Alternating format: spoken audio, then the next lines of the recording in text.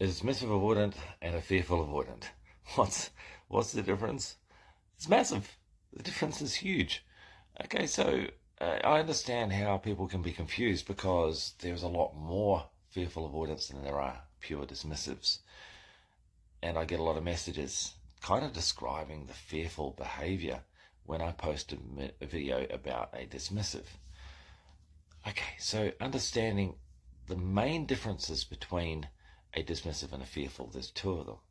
One is the outsourcing of the responsibility of emotion. A fearful does that. They won't take responsibility at all.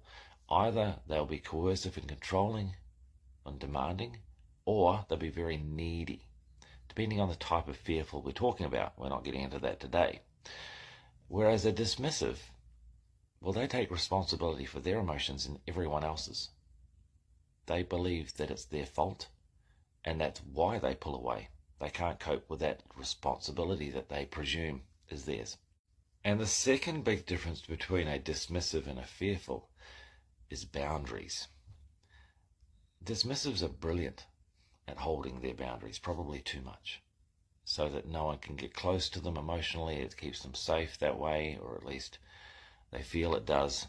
The trouble is obviously that it cuts out so much experience that they need as far as human connection is concerned. A fearful avoidant doesn't know what boundaries are.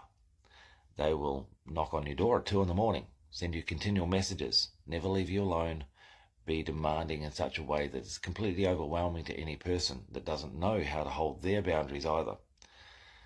Now, when we start being critical of either a dismissive or a fearful, we have to ask ourselves a question.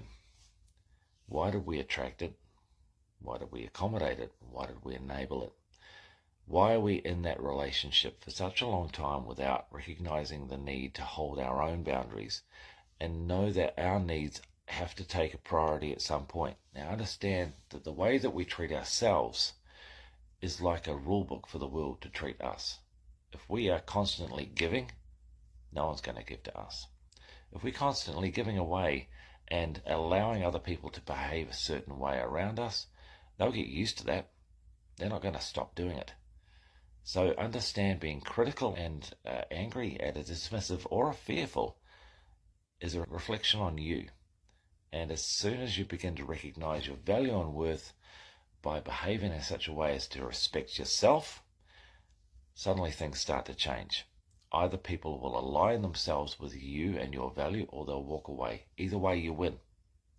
Put yourself in a win-win situation, because as long as you are allowing certain behaviors to exist inside the dynamic of your relationship, then it's you who should be asking the question of yourself, why am I allowing this?